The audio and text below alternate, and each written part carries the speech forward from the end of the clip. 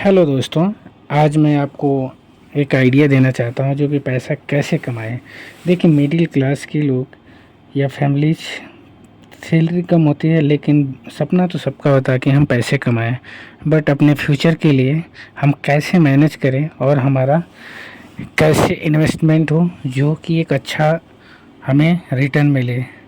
तो उसके लिए आप कुछ नहीं करना। जैसे आप मान लीजिए आप 10,000 कमा रहे हैं।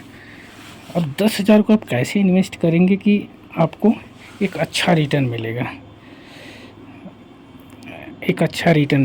उस रिटर्न को आप कहाँ कहाँ पे इन्वेस्ट करें। जैसे मान लीजिए आपकी सैलरी 10,000 है महीने का, तो आप उसमें से कितना बचाएंगे, कितना खर्च करेंगे। लेकिन हम जानते हैं कि हम 10,000 में से 5,000 बचाने की कोशिश करते हैं ताकि हम इन्वेस्ट करें। तो नंबर एक होता है कि SIP। नंबर एक, SIP में आप अगर देखिए, SIP होता क्या चीज़ है। SIP एक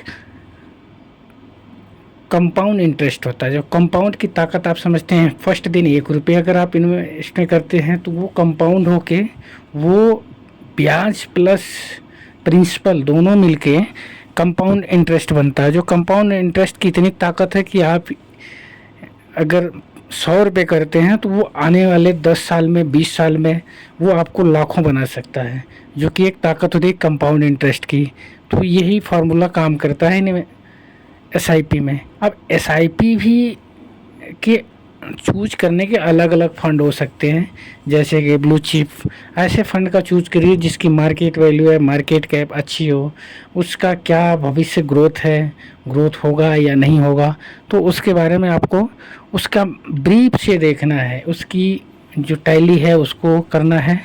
दूसरा, जो मिडिल क्लास के लोग हैं ये महंगी महंगी गाड़ियाँ, कारें, अन्य सामान खरीदने की कोशिश करते हैं, क्योंकि आप देखेंगे तो धनी आदमी कोई भी सामान या कार, बाइक, गाड़ी या अन्य चीज़ें लोन पर लेता है या EMI पर लेता है। क्यों? क्योंकि वो उस मान लीजिए उसके पास 1,00,000 रुपये, अगर 1,00,000 रुपये की गाड़ी ले लेता है, उस गाड़ी को उसने दे दिया, लेकिन अगर 1,00,000 रुपये का उन्होंने 10 जगह डिवाइड कर दिया, यानी 10,000 इधर, 10,000 इधर, 10,000 इधर, तो उसका क्या है कि 10,000 का प्रॉफिट आप मान लीजिए 10,000 आपने SIP में लगा दिया, आपने फिक्स कर दिया, आपने कोई FD खोल लिया, तो उसमें आपको अलग अलग तरह से पैसे इनकम के जनरेट सोर्स हैं, जो आप सोच सकते हैं कि ये इनकम जनरेशन बहुत ही अच्छा फ्यूचर के लिए होता है। हम सोचते हैं कि हम 20 साल तक कोई पॉलिसी कर देते हैं। पॉलिसी करने से क्या, आपको 1,000 रुपये पे 52 रुपये बोनस दिया जाता है, जो कि एक आप इसमें एक बेनिफिट ये होता है कि आपकी लाइफ इंश्योरेंस होता है। अगर आपको लाइफ इंश्योरेंस ही लेना है तो पॉलिसी टर्म लीजिए।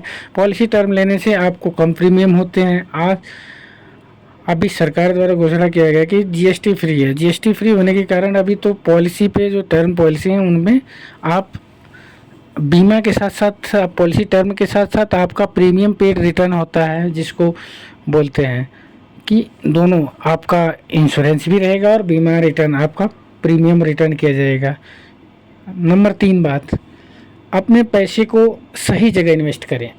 अभी मैं आपको बताना चाहता हूँ कि दोस्तों ये इस समय मार्केट में फ्लुएंस क्या है उस चीज़ को समझना है। अगर आज मैंने 1,000 रुपये इन्वेस्ट किया तो 10 साल में अगर मुझे 2,000 रुपये दे रहा है, तो इससे आपका इन्फ्लुएंस कम है। मार्केट का फ्लैक्चुएट होती है अभी 12%, 11%। तो ऐसे जगह इन्वेस्ट करना है कि ताकि जहाँ पे आपका मार्केट वैल्यू बढ़े। जैसे मान लीजिए आपने कोई ज़मीन परचेज कर दिया, कोई लैंड परचेज कर दिया, कोई हाउस कर दिया, तो इसमें क्या है कि अभी मार्केट रेट और जो गवर्नमेंट रेट, उसमें बहुत बड़ा डिफरेंस होता है। जब कोई परचेज या बायर जाता है, लैंड या मकान परचेज करता है, तो वो क्या करता है, क्योंकि वो गवर्नमेंट रेट पर परचेज करता है, लेकिन जो उसकी जो एक दूसरी कीमत होती है जो मार्केट वैल्यू, तो मार्केट वैल्यू पे ही आप परचेज करते हैं या बेचते हैं या सेल करते हैं। तो इस तरह से आपको तीसरा में इन्वेस्ट करना चाहिए। चौथा, पैसे को सही सेव करो। मान लीजिए आप आए, आपकी तनख्वाह आ गई लास्ट महीने के लास्ट में, तो आप पैसे को ज़्यादा से ज़्यादा सोचते हैं कि इनको ये ले लूँ, ये सामान ले लूँ। उससे क्या होता है कि आपका मैनेजमेंट नहीं ठीक हो पाता। अगर एक मिडिल क्लास का भी फैमिली अगर एक अच्छे पैसे को अच्छे से मैनेज करे तो वो कर सकती है, वो अपने वेल्थ बना सकती है। अब वेल्थ बनाने के लिए आपको रिकरिंग डिपॉजिट, वो अनेक प्रकार के जो फाइनेंशियल प्रोडक्ट हैं, जैसे आप पीपीएफ, एनपीएफ, म्यूचुअल फंड। अब एक आता है कि लो रिस्क और एक आता है हाई रिस्क। अच्छा, अभी लो रिस्क और हाई रिस्क में अंतर ये है कि लो रिस्क में जैसे आपके पास म्यूचुअल फंड है, और जो हाई रिस्क है वो है आपको शेयर मार्केट। अब शेयर मार्केट की आपको क्या बताऊं, शेयर मार्केट में 100 रुपये लगाओ तो 1000 भी कमाने की पॉसिबिलिटी होती है, 100 रुपये लगाओ तो 0 रुपये भी होने की पॉसिबिलिटी है। तो अब ये सोचना है आपको, डिसाइड करना है कि हम लगाएं किस में।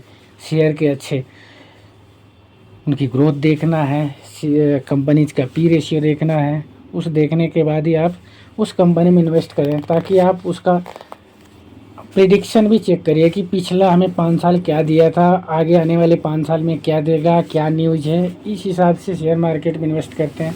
अक्सर ये कहा जाता है कि शेयर मार्केट में 100 अगर शेयर मार्केट कर रहे हैं तो उसमें से 95 को ही लॉस होता है और 5% ही गेन करते हैं।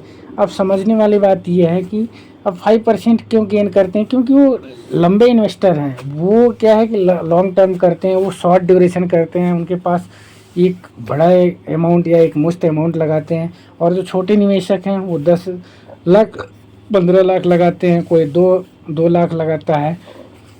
अब 2 लाख लगाते हैं, इसका रीज़न क्या है? रीज़न ये है कि हम 2 लाख लगाते हैं तो हम एक्सपेक्ट करते हैं कि 10 लाख हो जाए। वो 10 लाख लगाते हैं तो ये 11 लाख एक्सपेक्ट करने, क्योंकि अगर वो 1 करोड़ लगाते हैं तो उनको अगर 1% का फ़ायदा हो गया तो 1 लाख रुपए उनको मिल जाते हैं, तो वो एग्जिट कर जाते हैं। वहीं पे छोटे इन्वेस्टर फंस जाते हैं।